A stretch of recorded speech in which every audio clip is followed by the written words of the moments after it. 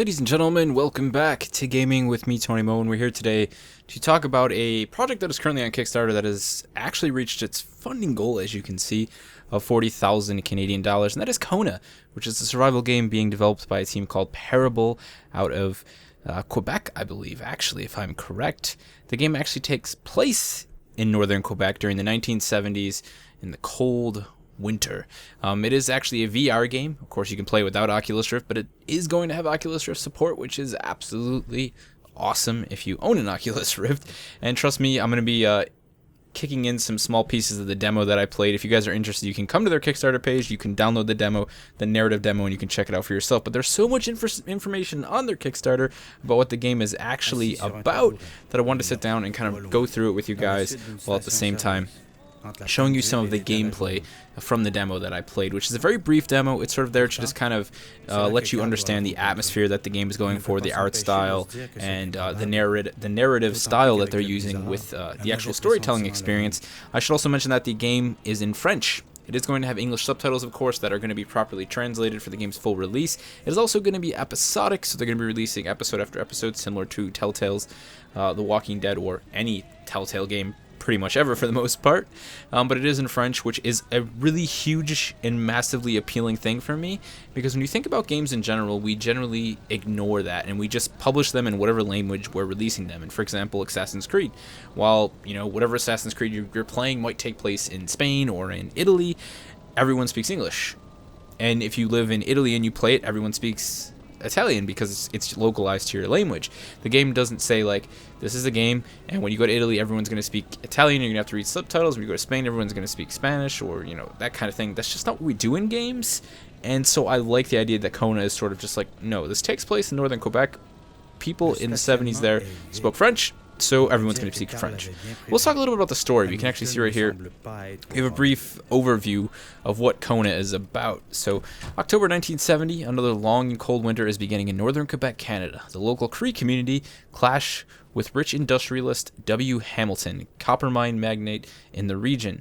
The Cree accuse the latter of destroying sacred lands for the sole purpose of increased profits. Suspiciously, Hamilton's summer residence and hunting manor is subject of vandalism and thefts. Convinced that the Cree are responsible, Hamilton calls on Carl Fulbert, a war veteran turned private detective, to handle the affair. Carl never refuses an easy case, especially when the client has such deep pockets. He jumps into the faithful pickup truck and heads up north to meet with Hamilton. Unable to find his client at the meeting point, Carl starts to search for him. After knocking on some doors, the detective finds not only the rich man is missing, but the whole area is deserted. So this is the point that you will see in the demo, that you'll actually be able to experience. You arrive there in your truck and everyone is gone. Where's the local population? What happened to Hamilton? Are the Cree involved? Welcome to Kona.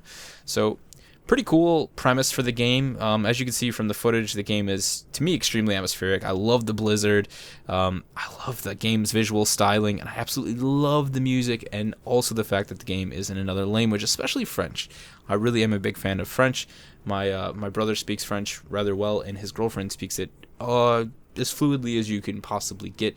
She's actually been to France several times, and she's going to be teaching French this year, actually, at her local college. So, pretty awesome language. I sort of have mysticism for it, and I absolutely love hearing music in French, especially older music sung in French is absolutely wonderful.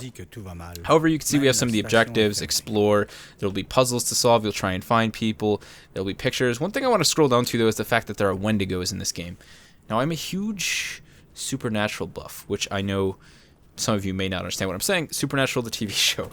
I know that Wendigos are a thing in supernatural style lore in general, but that was the first time I was introduced to them, was actually in like the first season of Supernatural, which I'm a huge fan of. So Wendigos are just awesome in this, and they kind of talk a little bit about the Wendigos. They're not going to be used for jump scares. It has a heart made of ice. Any heat source will keep it away or destroy it. So there is some supernatural stuff going on here. And when they talk about the Cree, I believe they're talking about a sort of native tribe perhaps that is living in these mountains. And there's this entire story. It's going to be narrated. It's written by the guy. Yeah, there's just so much going on here. They talk a little bit about the look and the feel of the game, but you guys are already seeing that. And of course, like I said, it has Oculus Rift support, which is pretty freaking awesome.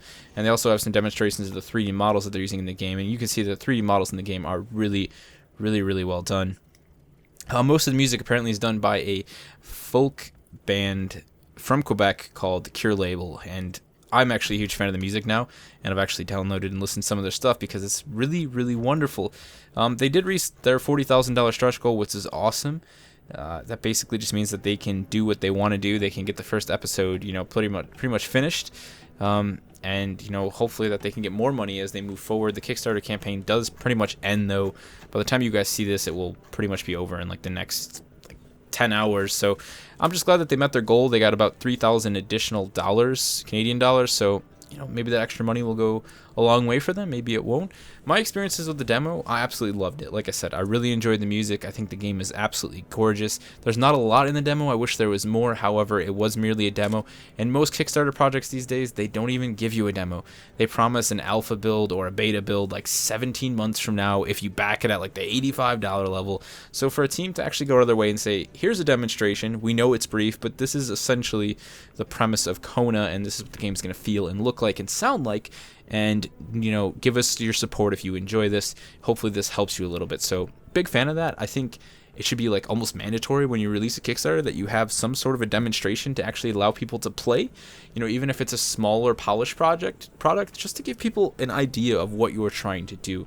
And that is exactly what Parable did with Kona. So if this is something that looks interesting to you guys, if you like the footage you've seen here, just go check out the demo. I mean, it's free.